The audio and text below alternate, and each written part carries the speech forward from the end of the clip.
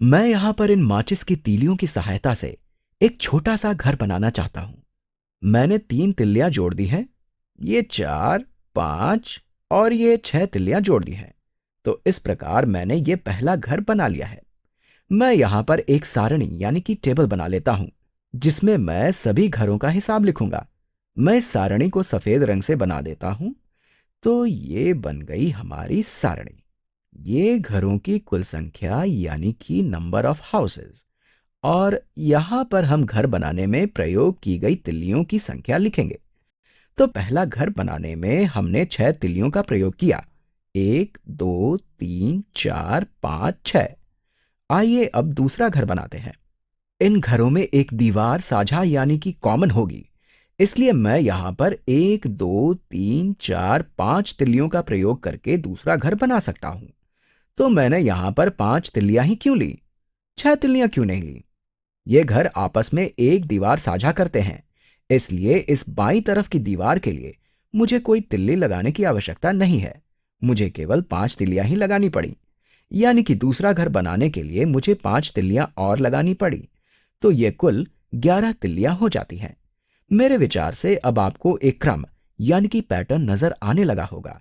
अब तीसरा घर बनाते हैं। तीसरा घर बनाने के लिए हमको 5 और तिल्लियों की आवश्यकता होगी। 1, 2, 3, 4, 5। 5 तिल्लियां। तो हम 11 में 5 और जोड़ देते हैं। तो ये कुल 16 तिल्लियां हो जाती हैं। अब चौथा घर बनाते हैं। चौथा घर बनाने के लिए हमको फिर से 5 और तिल्लियों की आवश्यकता होगी। 1, 2, 3, 4, 5। 5 तिल्लियां। तो हम 16 में 5 और जोड़ देते हैं। तो ये कुल 21 तिल्लियां हो जाती हैं।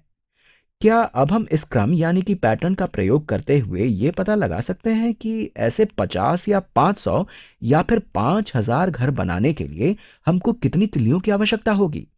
इस क्रम पर ध्यान दीजिए और सोचिए कि क्या इन संख्याओं के लिए कोई समीकरण बन सकती है।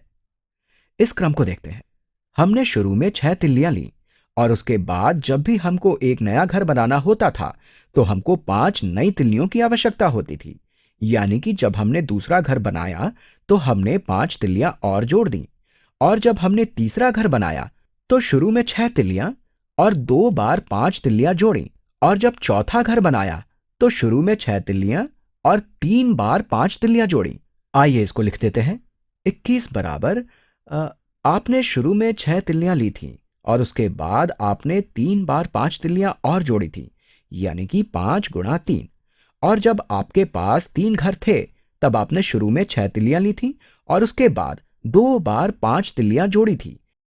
6 जमा 5 गुणा 2।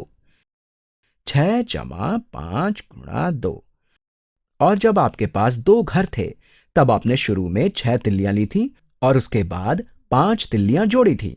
यानी कि 6 जमा 5 गुणा 1। 6 जमा 5 गुणा 1। और जब आपके पास एक घर है तब भी हम इसी तरीके को अपनाएंगे। आपने 6 तिल्लियां ली और आपने कितनी बार 5 तिल्लियों को जोड़ा? एक बार भी नहीं, मतलब कि 0 बार। यानी कि 6 जमा 5 गुणा 0।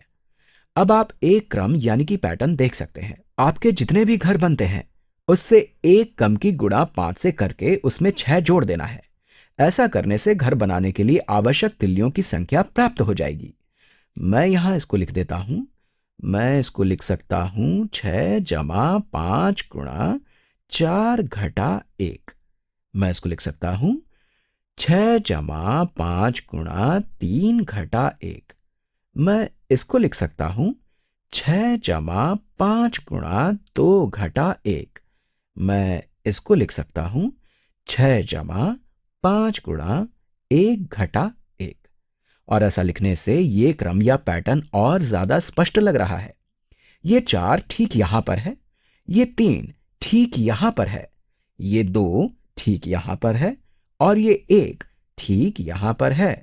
और अब हम पता करते हैं कि 50 घर बनाने के लिए हमको कितनी तिल्लियों की आवश्यकता होगी।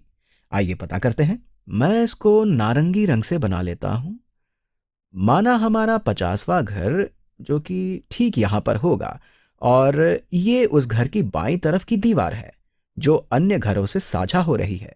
तो 50 घर बनाने के लिए कुल कितनी तिल्लियों की आवश्यकता होगी? हम इसी क्रम का प्रयोग करेंगे जैसा कि हम करते आ रहे हैं। हमने शुरू में 6 तिल्लियां ली थी और क्रम के अनुसार हर नए घर के लिए हमने 5 तिल्लियां जोड़ी थी।